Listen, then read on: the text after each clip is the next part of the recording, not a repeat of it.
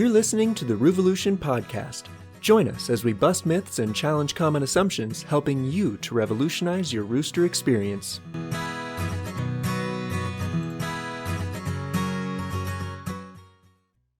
So today we'd like to talk about normal, healthy conflict and competition between roosters and how it differs from the dangerous and sometimes deadly fighting we all worry about, as well as how to use this critical information when integrating new birds into a flock. But before we get too deep into the various behaviors you might see, I think it's really important to address the myth that all roosters are just naturally geared to want to kill any other rooster they come across. Is that true?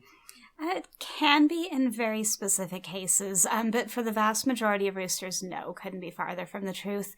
The reason that myth really got started is because roosters have historically been used in fighting, and that is a little bit, I guess you could say, kind of like dogs like pit bulls, that have been bred and raised to be guard dogs, and those very specific situations in which they're conditioned to have these aggressive tendencies towards any others of their species or any other individuals in general, that sort of trickles over and starts to mistakenly get applied to the species at large.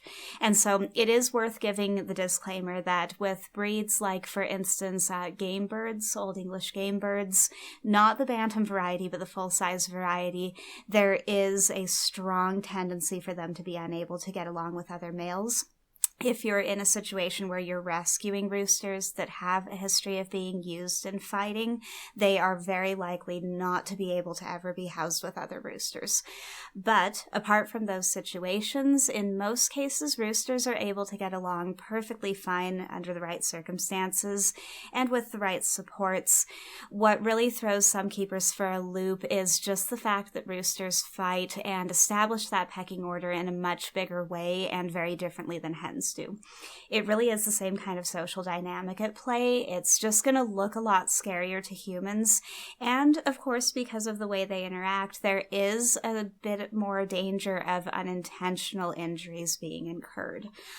So let's just get started with, what the worst case scenario might be, or what the behaviors that are actually dangerous and, need to be addressed immediately. Okay, and that's actually an easy one, because in cases where roosters are actually out for blood and they are actually looking to harm another flock member, it's going to be a very different type of fight than what we see when it's just kind of a social disagreement. Typically, the biggest red flag is going to be that they do not allow the other bird to forfeit. That's kind of our litmus test, for our birds, is that if they're willing to bow out and they are the winner is willing to allow the other bird to bow out of that interaction, odds are pretty good that everything is actually being handled in a perfectly normal and appropriate way. Now, that doesn't mean that, there won't be some chasing, after the fight ends. We've seen it many times before that, the head roo that's defending his position will win the fight and the other bird will run away, and he'll do, maybe one or two quick chases, and make sure that that bird is still conceding defeat. And once he sees that the other bird runs away a few times, then he's done and they're back to normal. Right. And this is something that, really illustrates the fact that when they do these things, it unfortunately looks like a thing that a human might do if they were trying to harm or be mean. And that's something we really need to be careful not to project human motives onto them, because the way that they engage in these things is often very much by design. There is something to be settled, there is a point to be made, and there are sort of rules of engagement. So something like chasing off the loser, that is not necessarily an indication they aren't willing to let it go. They're really just sort of driving the point home when they do this. Where there are concerns is if they continue, get them into a corner, continue trying to kick and peck and attack them, won't let that other bird flee. Something like a 4 or 5 second chase just to make the point isn't something that I personally would have concern about. So maybe the best example really is that a rooster is going to engage in behavior that looks like attacking in two situations. One of those is to intimidate a rival or another flock member and to try to convince them that they are the tougher bird and that the other boy needs to defer to them and kind of settle for a lower position. The other is when they feel like there really is a threat that needs to be eliminated. And so fortunately, we have plenty of examples we can look to of the way that roosters behave in the face of a true threat. I hope it doesn't interrupt too much, but I think there's a third situation there where, depending on the time of day, even a rooster lower on the pecking order can lose his self-control and attempt, a mount to mate, even another rooster, and that can often look very aggressive, because they grab feathers or combs or wattles to mount, and then the other bird screams and squeals, and it looks like they're being attacked, but it's really not an aggressive move. Definitely. So yeah, we're talking in this situation of actual attacks. And, in the same way that I think we've said before, that the only things that really should be regarded as a true attack would be things like flogging, kicking, and flaring. Biting is very, very unlikely to actually be an attack. There's multiple different things they could be doing with that, but it's not in the same category. So if they come up and they grab another flock member or another rooster, neck feathers and try to climb onto them, odds are very, very good that as much as the other rooster is going to protest that and dislike it, they're actually not out to be aggressive at all or to cause any real harm. So coming back to the two examples of trying to establish social order and reinforce position versus actually trying to eliminate a threat. If you watch a rooster responding to a hawk, they are going to be just no holds barred, full tilt on the attack. There are no pauses. There's no checking in. There's no real tentative engagement there. It is full force, relentless, because they really are trying to absolutely demolish that intruder. So this is the same way that they would react to a rooster who they see as a threat to their flock, or someone who's trying to come in and get rid of them, take their girls. Again, usually it's going to be more of a question of just who's going to be in charge. They don't actually have a problem with that other rooster being part of the flock. And this goes especially, strongly if they've been raised together. So when we talk about a rooster coming in as a threat to the flock, we would mean more like in nature, where this is a foreign rooster, or maybe a neighbor's rooster has come over into the yard and tried to make a move on one of the girls. This would really need to be a bird that is not part of the social order at all, someone that they're completely unfamiliar with and that they distrust the intentions of. This is very rare, actually, within flocks that know each other and were raised together. But what we see often is we see things like, when something, just a minor disagreement or miscommunication comes up, and they'll sort of stand off, they'll dig in, flare their necks, and then go into kind of a kicking match. And this is much more like what we see in things like human sports, like, boxing or mixed martial arts, where there is a goal in place and it is not to harm each other. It's to win, but it's not to actually hurt. And the way that we can see this both in human, combat sports and in rooster pecking order change-ups is that there are those moments of checking in. They'll exchange a few kicks, but then typically they're going to freeze. They're going to both flare. They're going to give a minute to see if either one of them is ready to forfeit, and then they'll go back at it. And this is critical because it indicates to us that both of those birds are willing to be done. If they weren't, they wouldn't give those pauses. It's also actually really interesting to consider how often a rooster will flare at their keeper before attacking, or mid-attack pause and flare before resuming those kicks. And it seems to indicate the same thing, that they really are just wanting something to be addressed or resolved, and they're giving these opportunities for it to be. And if we can identify what the problem is and address it for them, there's a very good chance that they would be willing to walk away and let it go with us too. So that's a really major thing that I think is important to look for, is are they actually purposefully creating these spaces for one or the other of them to exit the interaction? Definitely. Now, where this gets really tricky is if, you care about your birds, if they're at all on the spectrum of pet animal to you, then you definitely want to do what you can to avoid any lasting damage, any injury that's going to cause a major problem for anyone. And sometimes even when they don't mean to hurt or kill each other, that is something that can happen in these competitions. And so it really helps to be present. It helps to have eyes on them, as often as you can, whether that's via a security camera or, window from your house, and just keep an eye on how much it's escalating. If one of the birds is taking kicks, but still not, admitting defeat, at a certain point, it could be a good idea to break them up anyway, so that he doesn't keep pushing it, to the point of no return. Right. Well, and the important thing here, in those kinds of situations is really just to have the right framing, because it is a tricky balance, and it's something that I think a lot of keepers are sort of blindsided by and don't quite know how to respond to when it first comes up. Typically, we go into setting up flocks hoping that everyone will just accept each other and remain peaceful. And the bottom line is, within a bachelor flock in particular, there are always going to be these pecking order change-ups. There's always going to be kind of back and forth contests. They'll go for a time getting along perfectly fine, and then someone will kind of want to test the waters.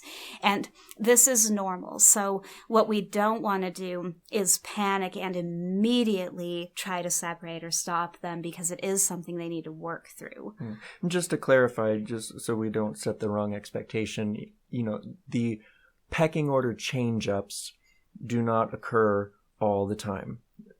When we say that, there are pecking order disputes, or there are annoyances or grievances that are communicated in those ways, pecking or kicking, or, brief fights, brief competitions, but they're not really the full-blown pecking order change-up competitions.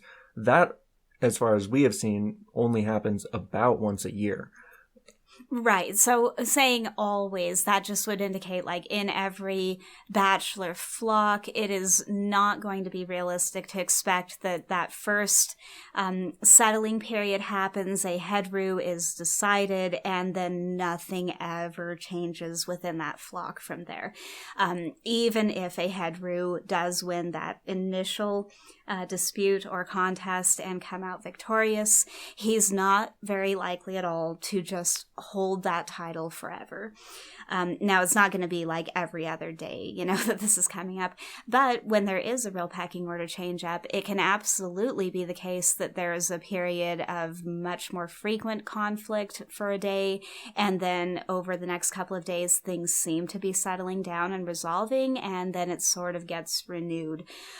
There seems to be kind of a settling period after a winner seems to have been decided, and during that time, the boy or boys who have lost are expected to give him his space, expected not to step out of line, and expected to continuously indicate their willingness to be in that lower position. So everything can be trending well for a couple of days, and then one of those lower boys just kind of gets a wild hair and decides to give it a bit of a try again, and it looks like it all goes back to square one. This is normal too. So it's just very hard to see those kinds of actions, any kinds of kicks or fights or chases, and not panic. It's very commonly mistaken as an indicator that those birds cannot get along. But in actuality, it's a very normal thing that just takes some mitigation and some support to get them through. We've had plenty of moments in our flock like that, and they are perfectly peaceful today. It ebbs and flows, and it kind of goes in waves. And that's just something to be prepared for. It's not necessarily a problem. In most cases, it isn't a problem. But you just want to be able to differentiate when it takes that turn, if it shifts and it becomes more serious. because there is a very, very real difference between a bird who is out to injure and one who's just out to posture. And if you look, I think we've mentioned also before that we've taken a lot of footage that we have from our security camera when our boys get into these disputes and actually reviewed it in slow motion, really taking note of their body positions and what they're trying to do. And it is absolutely astonishing how often it's like fake punches. Those kicks are not connecting. They're either pulling back short or the other boy is effectively dodging them. This is just a lot of aerial maneuvers. They'll do things like leap over each other's back and not even connect. And so it really has seemed that the impact when it does happen is actually not really intentional. They can miss in the same way, the fake slap can connect, right? But they can absolutely miss and wind up kicking each other, but it really does look as though they go very far out of their way to actually avoid that. It's more about who can get closest, who can jump highest, who can dodge fastest. That being said, sometimes one of those kicks does land and can have some pretty serious consequences for that rooster. And that's kind of where it becomes our responsibility to step in and be referee and, maybe call that fight and make it so that they can live to fight another day. Right. Well, and you may be thinking, if I'm not in a position to do that, if I'm not there all the time and they have to be left unsupervised, are they just on a clock? Am I just doomed to come home to tragedy one day? And no, I would not say that that's the case. Of course, the more that you can keep eyes on them and supervise these things, the better. The faster you'll be able to intervene if needed. And even things like, comb injuries, which can bleed a fair bit and look pretty unsightly, usually not terribly serious. But, you can prevent a lot more of those kind of minor things if you're more present. But if you're in a situation where you have to be away and they're going to be unsupervised, they're not going to have a referee, there are certainly things you can do to minimize the risk of any seriously bad outcomes.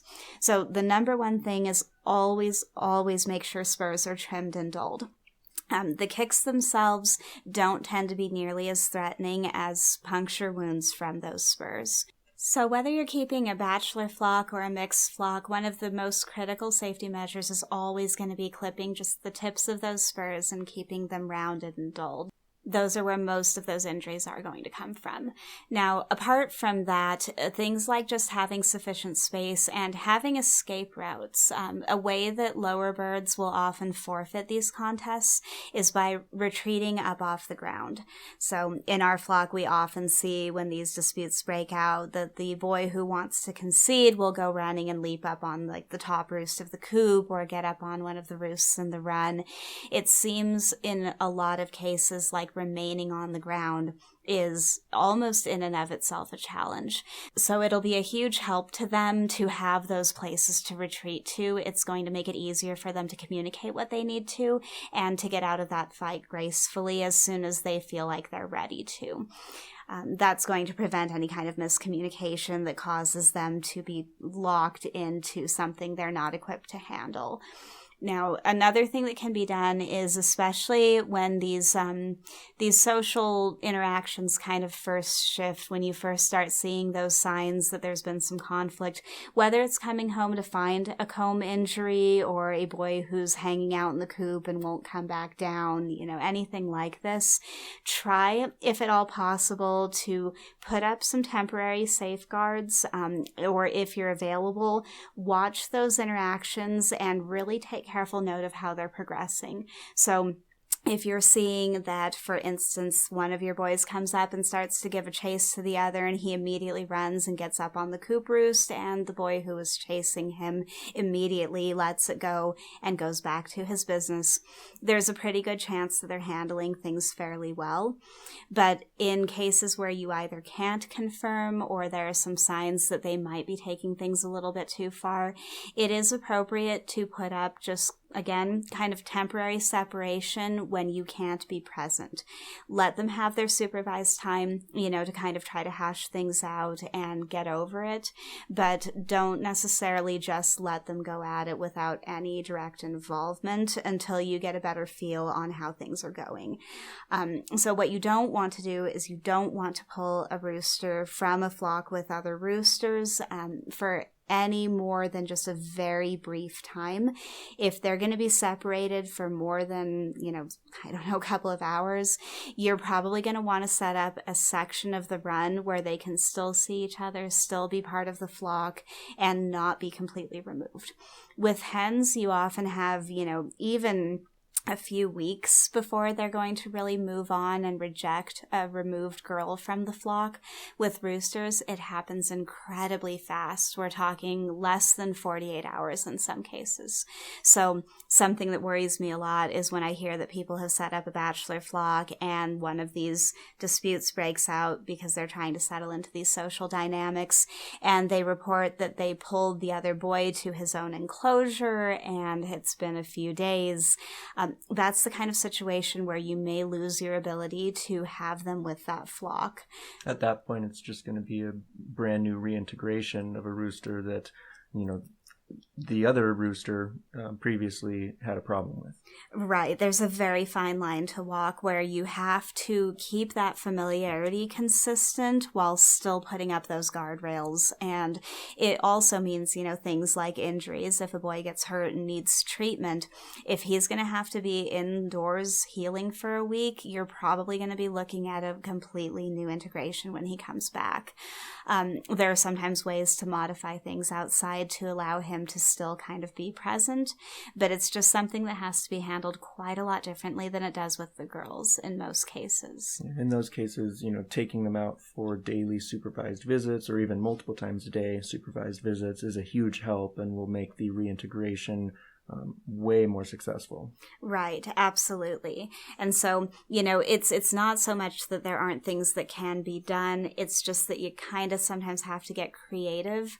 And really, the more creative you can get, the more involved you can be, and the more you can tap in and kind of understand what they're trying to do and support them in doing it, the fewer problems you're going to have.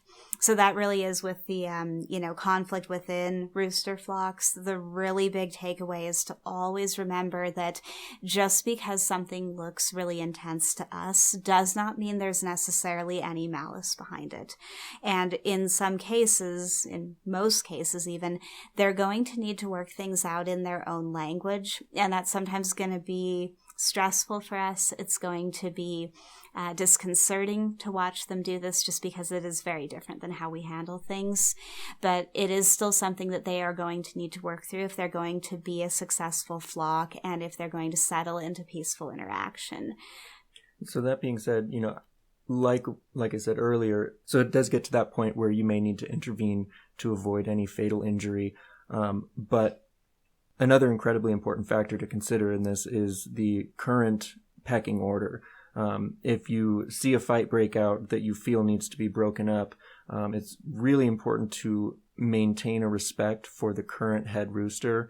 If that dispute did not get settled and, you're essentially protecting the lower rooster from getting injured, you don't want to pull the head rooster. You don't want to punish the head rooster for being a stronger rooster in that moment. If anything, you would pull the lower boy or, separate them and tend to him. But you definitely want to respect that current head rooster so that he can maintain his position in the flock, so he can maintain respect from others in his flock. Well, and even apart from that, if we have, a hypothetical situation, because we've seen this come up a lot in our flock where it may look like the head rooster is the aggressor, but again, we go back and we watch footage and we see that no, actually one of the lower boys broke a rule or stepped out of line, often in a very subtle way, and that's what prompted, the head rooster to go for him or scold him or whatever he was doing. And so not only is it really hard for us as humans to understand what actually happened to set that off, and that makes it very, very hard for us to correctly identify who was in the wrong. We sort of have to err on the side of caution and say, maybe even if the head rooster was being a bit out of line, he's still the boss, and this applies to humans too. Sometimes our bosses at our jobs make a really questionable call or are impatient or act a little out of line, but in most cases we kind of still have to just go with it anyway because they are in charge. And so what can happen if you come out and you see one of the lower boys being pursued or scolded or harassed a little bit by the head rooster is it's very easy to feel bad for them. Usually they're the gentler bird, they're the weaker bird, they may be the more timid bird, and the knee-jerk response is going to be to reprimand the stronger one. But this does two detrimental things. One, it reinforces to that head roo that he is being challenged, that he needs to worry, that there is something to fight against.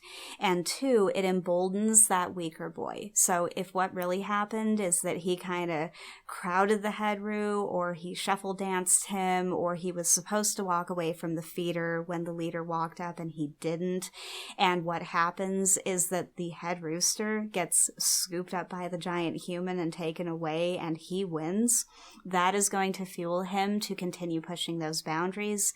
It's going to bring up additional conflict. It's going to prevent things from actually getting resolved because it's sort of an unnatural ego boost being given to that lower bird that's just going to keep that turbulence present. It could also cause some, conflict in the relationship between you and the head rooster. If you're good with the head rooster and he's, feels safe around you, feels comfortable with you, and then you back up his competitor, he could start resenting you, I suppose, a little bit. Yeah, be kind of like your spouse siding with your ex in a disagreement. It's just really going to make things a mess. And so we do, whatever social order they have settled into, we really want to try to reinforce and support that. It's just not something that we have the insight to do, trying to kind of get in there and move things around and manipulate things. We just don't know what we're doing because we don't have all of the information they do.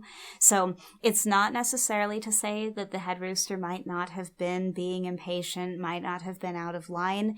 It's just that there's too great a risk of overcomplicating things in a really bad direction if we make the wrong call.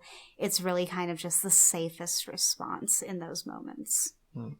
So this kind of leads me into wanting to talk about, things that we do to intervene.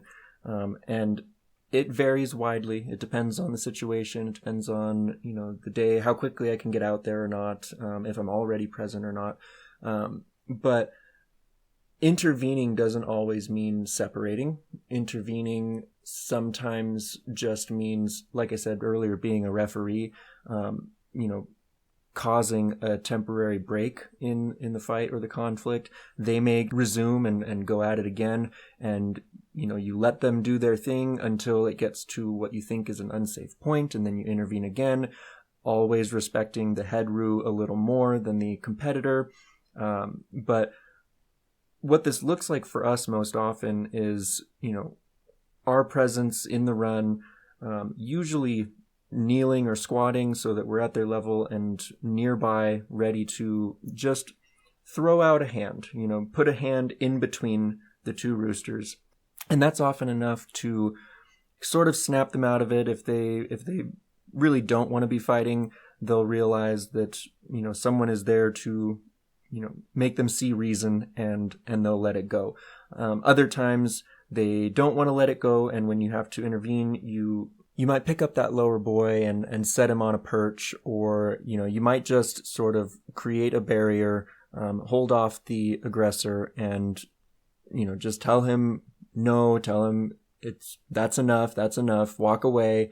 And a lot of it really is just keeping that separation, making sure that the fight doesn't continue, and they will cool off, after a few seconds or a few minutes, and then they can go about their normal business. And if it comes up again, then you can intervene again and, I've never seen any altercation that really lasted for more than like 5 or 10 minutes, in total. And that's not a ongoing dispute or ongoing fight that lasts 5 or 10 minutes. It's usually a few seconds on and off, and it may come back to another short altercation within that 5 or 10 minute span, but they're usually back to going about their normal business rather quickly. Well, and it's worth noting also that presence, environment, all of these things can modify this too. For instance, our boys manage these things very differently when we're not present than they do when we are. About the only thing actually that we typically have to run out and break up is mounting attempts, particularly in the evening. But when it comes to conflict, they are sensible enough to, go off and get up on that higher roost or give each other a wide berth in most cases. Where it gets a little tricky is when we come out and we're with them and it's clear that they kind of understand that they have a bodyguard. They're more gregarious. They're more willing to push those boundaries. They seem to really understand that we're not going to let things go too far. And that can kind of inspire them to do inappropriate things or break or bend some rules that they would normally know better than to bend. Well, I think our presence also generates a little more jealousy than would otherwise be present, which, is an instigator for a lot of those conflicts. Yeah, jealousy, excitement, impatience, snacks are always present. So yeah, there's definitely different variables, and it's one of those things that, you might be getting a very skewed idea of how bad that really is, because if your presence is something they're feeling competitive about, your attention, or they know that you'll help them if they kind of push things a little bit, you're going to see a different representation of how they get along. And unless you actually do have something like a security camera where you can watch what happens when you leave, you're going to, of course, naturally assume that that is their norm, but it might really not be. Well, in our case, at least, it definitely is not. They are definitely a different flock when we're not present versus when we are. They get along fantastically throughout the day. I spend, I would say, most of my day with an eye on them via the security camera, and they have their little annoyances and grievances and disagreements here and there. I would say even maybe 10 to 20 to 30 times a day, which sounds like a lot, but when it's only, a quick peck to the back of the neck and it's over, it doesn't seem like much. And when you balance that with hours and hours and hours of peaceful time when they're actually getting along and doing things together and hanging out together, dust bathing together, or various things, it really goes to show that the conflicts that you see, that you happen to catch, are just such a minority compared to the rest of the day. So definitely just try not to judge too harshly. Don't put too much weight on the things you do catch unless you are seeing it all the time. Yeah, and I really would encourage anyone who is in a position to do so to put a security camera out there on them. You would just be so astonished by these differences. There's been so many things that we would never have guessed they did, that we would never have been aware of if we didn't have it, because it really does. It does influence their behavior so much, having us present. We went through a period which has actually calmed down a fair bit, where Maelstrom and Daisy were feeling particularly jealous over my attention, likely because I had always been focused more on Daisy during visits, because he's our lowest boy and he often gets excluded, and I had just started making a point to give Maelstrom more one-on-one attention. So Maelstrom was in a position of being very frustrated when Daisy tried to squeeze in, and Daisy was in a position of feeling like his mama had been stolen. And no joke, when we were out there, if they got within a foot of each other, they were both flaring and we were having to physically restrain them. But the moment we went back inside, we'd look at the camera and they are engaging perfectly peacefully, pecking at treats together. May is preening Daisy's feathers, like completely different birds. And so if you looked at them on the security camera, you would easily say, oh yeah, those roosters get along great.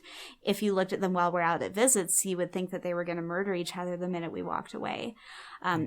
It can be really a radical change. Yeah, security camera has definitely proven to be maybe the most valuable tool we have, the best use of money we have spent so far, and it goes so far beyond the entertainment that we get out of it. Recording video or just seeing live what's happening, their personalities, their behaviors, their mannerisms, but as a tool, seeing what's going on so that we can better make decisions for their care. Oh my gosh, it's just invaluable. Yeah, it tells us how they really feel about each other, what they're really prioritizing, focused on, where they all fall, with each other.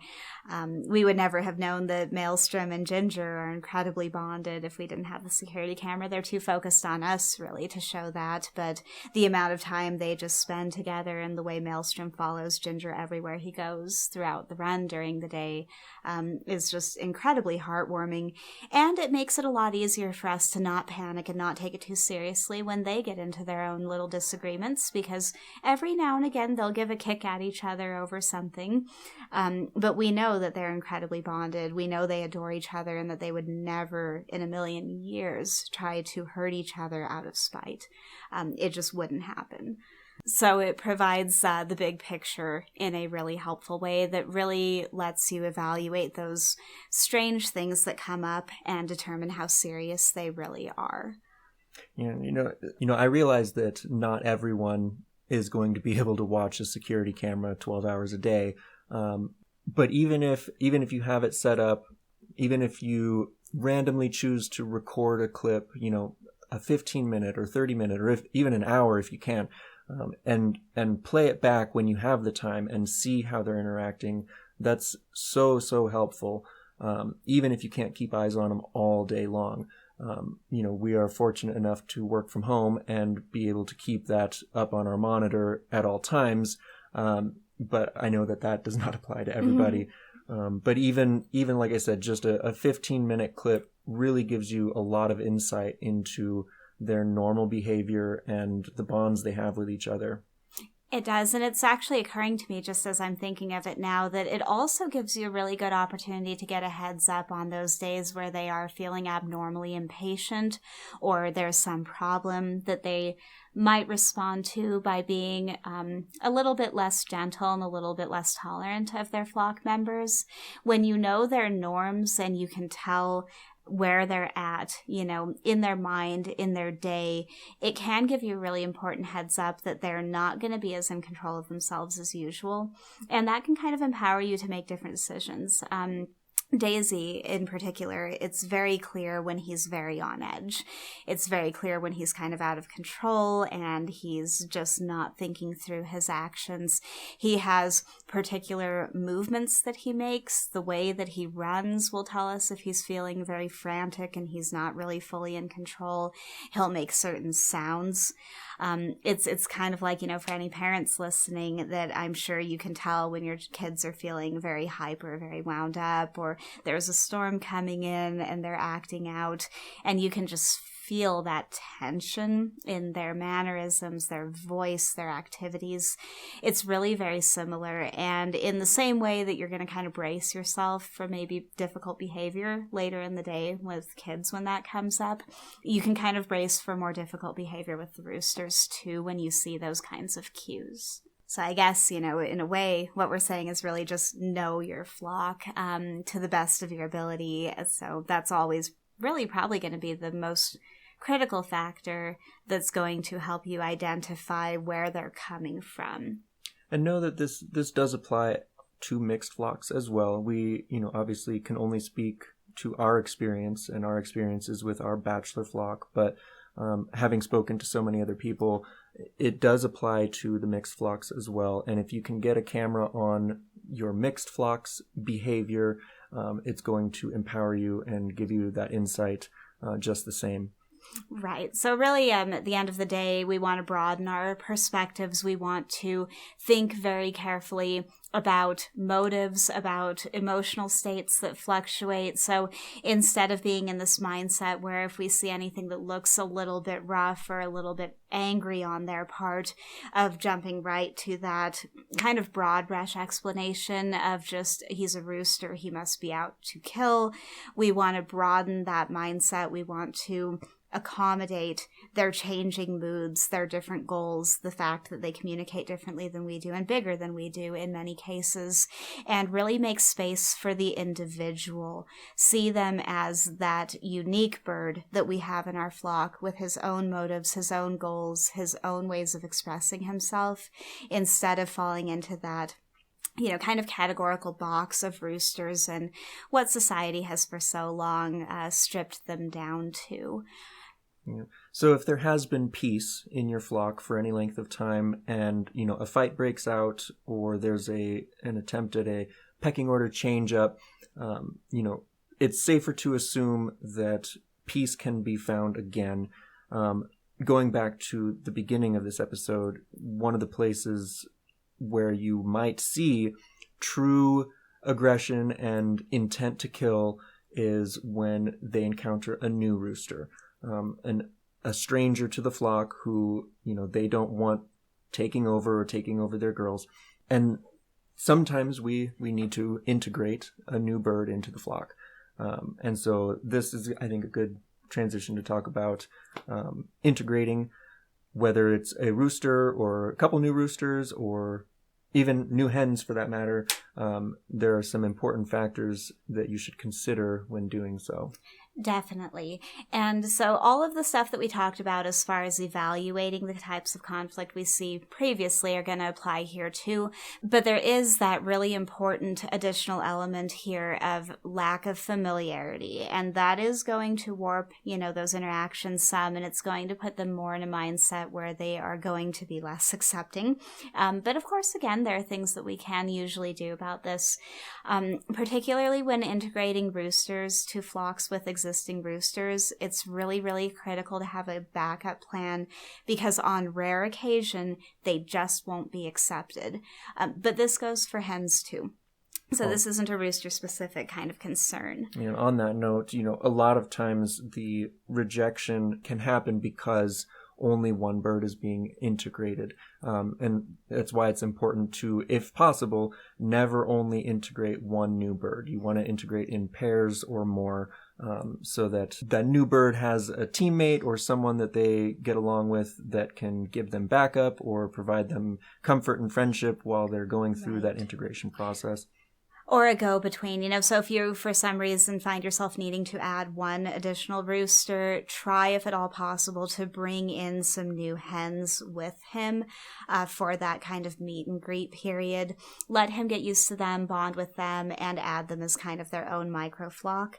That would not only help him to not feel such a need to claim the other boys' existing girls, but would also, greatly help him to feel like he's got his own thing going on. If for whatever reason you can't bring in more hens, it's sometimes possible to take some of the girls who are not the current rooster's favorite and sort of, again, facilitate that division. Encourage him to go ahead and bond with those girls without any competition present, and then see if maybe they can stay content with that setup as they get joined into a single larger flock. But it is always going to be critical. The more outnumbered the new birds are by the existing flock, the harder things are going to be. And that goes for hens or roosters. You really want to try to have them on equal footing as much as possible, but never one. Really never one. It's always going to be difficult. Another important factor, no matter how many birds you are trying to integrate, is a separation during that period of building familiarity. You don't want to just have the newcomers have free access to the established flock and vice versa. There needs to be a barrier so they cannot harm each other, so they can, get to know each other through, hardware cloth or fencing. Look but don't touch. Whether it's hens or roosters or both, you really don't want to jump straight to, leaving them in the coop overnight and letting them wake up together. Like that alone is not enough to ease them into that transition, that integration.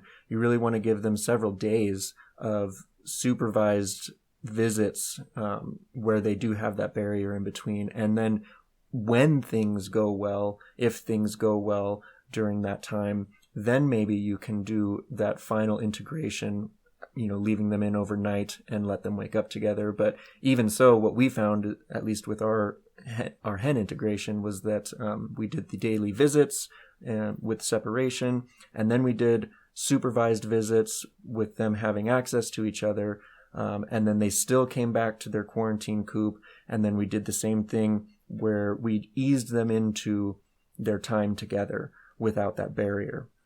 Right. So gradual easing of boundaries. And, really what it comes down to, the whole idea of putting them into the coop overnight, I would make the claim, I would argue that in the cases where that does work, it would have worked equally well putting them in the run together.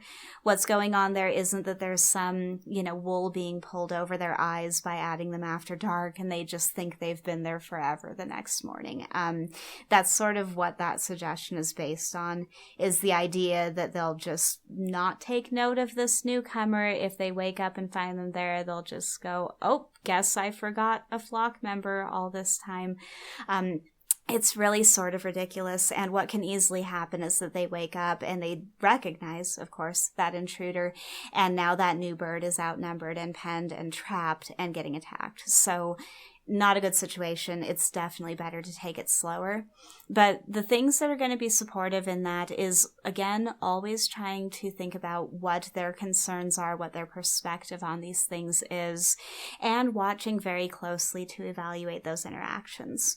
So we have not integrated new roosters into our rooster flock, so all we can give as far as the rooster specifics on that is the general guidelines, safety measures, and best practices that we're aware of. But when it comes to just integration in general, having that period where they can see but not actually access each other is the best starting point once you finish quarantine. I prefer, I think, to put them in an adjacent area rather than something like a kennel inside the run where they're basically trapped and surrounded. That can have some really negative social impacts by making them appear very vulnerable and adding to the stress of not only them, but the flock in general. So adjacent pens, if at all possible, even if it's a fairly temporary structure, or just partitioning off part of the run to make an adjacent larger space would be a really good thing. You really want them to be interacting very normally in their own separate groups, side by side, and all of them seeing that nothing bad comes of this.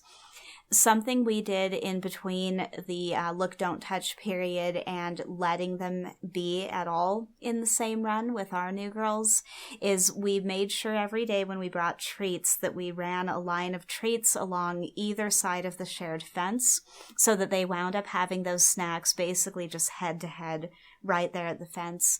And the reason for this was because that's probably one of the most competitive times for chickens is when good food is present. So we didn't want to base our decision to merge them on very easy situations and then have horrible fights break out during those harder ones. We wanted to make that decision based on the situation that would be most likely to create conflict. And we waited until we saw that there was no sassiness, no attempts to compete or run off during those times. And so then the very first day that we let them be together, and we would definitely recommend this for any integration, we purposefully scheduled that to be on a day where we were off work and free all day, and we literally took shifts being out there with them all day long, from the time they woke and went out to the time they went to roost. In our situation, there was absolutely no conflict, no disputes. They did great, but we didn't want to risk coming out to a bloodbath, so it was just worth, making that bit of extra time to really make sure that nothing would get past us. Well, let me just throw in there weren't no conflicts, no disputes, because one of the new girls, one of the newcomers, actually did take over as head hen over our existing hen, Midnight. Sunshine did come in and assert her dominance and give a little sass and attitude and put Midnight in her place a few times. It was nothing ever, very violent or anything, but Midnight decided that she didn't want to get pecked in the neck over a couple treats. She would rather take the number 2 spot, and she was fine with that. Yeah, so no conflict being like no newcomer, intruder, type conflict. Actually, that first day, they pretty much just kept to opposite sides of the run in their own little groups, with the exception of our girl Lotus, who made a point to go back and forth between the two all day long. Like, she just couldn't make up her mind. She just wanted to be friends with everyone. She's a little bit of an odd case. But following that, as you mentioned, we did go ahead and put them back in their normal coops that first night. Now, you would think after an entire day of getting along well, they would have been perfectly in the clear to sleep in the coop together. And in a way, they probably would have been. But the reason for that decision was because it's a lot. It's a lot adjusting to a new environment, having access to new people, and being accessed by new people. So they had had a pretty overwhelming day, and we didn't want to put too much on them all at once. For our existing flock members, it's hard enough having to suddenly share their things and their food and their water and their space and their treats with newcomers.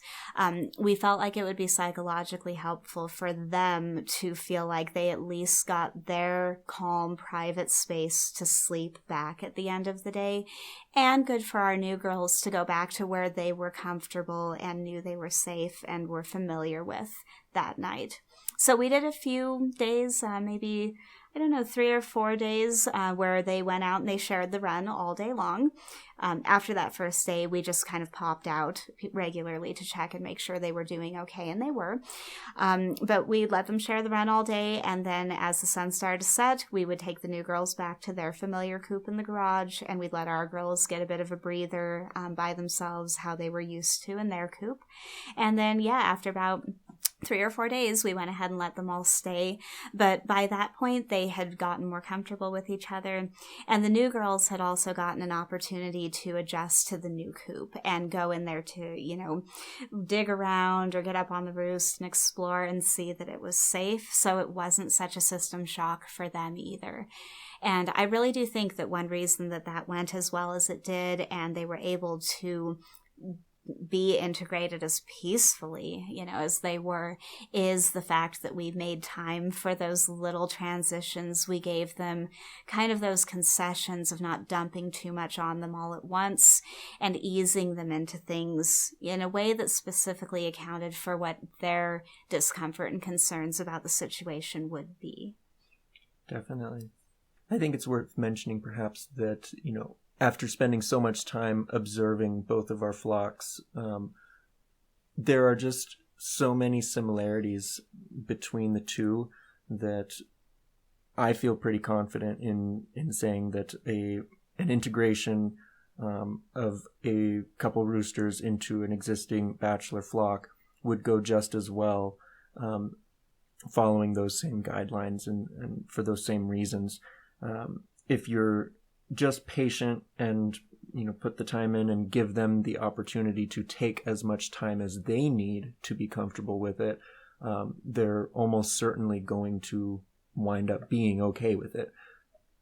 Right. A lot of the same things apply. The main difference is just that probably for the hens, the biggest worry is that they're, infringing on their treats and food and, favorite desk bathing spots maybe. And for the boys, of course, there is that drive to defend and protect. So they might need a little bit longer to see that that new boy is not competing for their hens. He isn't jeopardizing anything. And there are, of course, going to be those, issues with settling the pecking order when they first get in there. Typically, it seems that when hens are added, because they're new, they're going to sort of just naturally default to those lower positions at first, which is probably why it goes a little more peacefully. But even if the new boy you're adding doesn't want any part of being head roo, your head roo is still going to feel like he needs to reinforce that he is. And so it is not at all uncommon for there to be be these tiffs and these conflicts at first. And it's also not uncommon for there to be no fights, just avoidance for maybe the first, 5 days, week or so, and then fights to break out. And this confuses a lot of keepers too, because it looks like something changed, like, well, they were getting along great and now they hate each other. It's really not that. What it is that they can only really handle so much at a time. Those lower boys and the newcomers are probably going to be pretty avoidant at first. They are not feeling secure or comfortable or confident enough to even attempt to engage, not just with the flock, but often with keepers. We hear this a lot too, where a new rooster will be brought home and he's perfectly well behaved and tolerant and calm, seemingly calm for about the first week, and then he starts attacking. It's really more about settling in and being comfortable enough to engage. So there is going to be a bit of lag sometimes there that you should be aware of, that things might look like they're going great for 4 or 5 days, and then things can seem like they take a turn. So just be watching carefully. I would say, the first 2 or 3 weeks in particular, know that whatever you're seeing may not really be set in stone yet. And it might be that he's busy trying to adjust to the new environment, the new schedule, the new surroundings, all of that, and needs to do that before he can really focus on the social side of things. But one other critical difference actually with roosters is the fact that they are more inclined to hash things out by actually fighting. With the hens, when they want to reinforce status, they might, grab wings with their beak or peck on the back of the neck or the head or give a brief chase, but they're not really going into full exchanging of blows the way roosters do. And this just poses a couple of specific safety concerns when it comes to integrating them, because they may attempt to do things like kick each other through the fence. And this can easily result in toe injuries, leg injuries, spur injuries, if there's any way that those body parts can get caught in that fencing. So you just want to be really careful that if whatever you've got is a wide enough gap that they could reach through and, bite each other on the comb, waddles, get a leg trapped, get a toe caught, anything like this, you're going to want to put some kind of a narrower material to prevent that possibility. It's also worth noting that it is not at all uncommon for roosters to be more inclined to fight when one of them is separated like that. And it's really mostly down to the fact that they know that there's really no danger of consequences if they engage. They know that other boy can't really fight back, and they know that there's kind of no risk of injury to either one of them. So what can happen is that there's kind of this artificially inflated level of disagreement between the two of them. And once they actually can access each other, the amount of conflict actually reduces, because now they do have real world consequences that they have to consider. So again, it's one of those situations where you don't really want to assume too much. You do want to monitor closely how they're interacting during that look don't touch period, but just know that it might be getting exaggerated a bit, and that it's not necessarily exactly what you should expect once they do get released into the same area. And I suppose the last rooster integration specific tip would be, if possible, do that integration first in a more neutral area, because they're going to respond more willingly. They're going to be more accepting of that new bird if he's not in their dedicated space. So, for instance, if your flock free ranges and there's an area of the yard that they just kind of ignore, they don't really go over there as much, it's not their favorite, maybe try letting them actually meet there. It's possible to set up things like, kind of a temporary space that they could kind of try to meet. You want to not have the new boy getting, say, run off into the woods or something. So it's important to make sure that you're going to be able to keep some level of control over that interaction. But as much as possible, try to not just recognize, but also respect the places that are special to them, the places that are important for them to keep claim over, and just kind of how much they can handle all at once. The more that we can put our focus on making things easier for all of them involved rather than just quicker for us, the better it's going to go in all cases. Definitely. I don't know why, but I get the feeling that we probably left some things out that will occur to us later. But if you have any questions, as always, do send us an email or leave it in the comments below, and we'll be happy to give more detail. Right. And another thing actually that we could mention, because obviously, evaluating these conflicts is not just nuanced and tricky, but holds a pretty hefty potential consequence if you get it wrong. So it's the sort of thing that you are going to develop a feel for and comfort with over time as you see more and more of these interactions. If at any point you feel like you would like some help evaluating what's going on and whether you should be concerned, whether they should be separated, I strongly encourage anyone listening, bring a helper out there, as you go, maybe even just to break that up. Have someone come with and be filming. Try to get some footage of what exactly is going on and what you're seeing. Because a lot of times, whether to worry or not comes down to some very subtle body language. We'd always be happy to look that over and try to help evaluate and sort of advise more specifically on exactly what you're dealing with.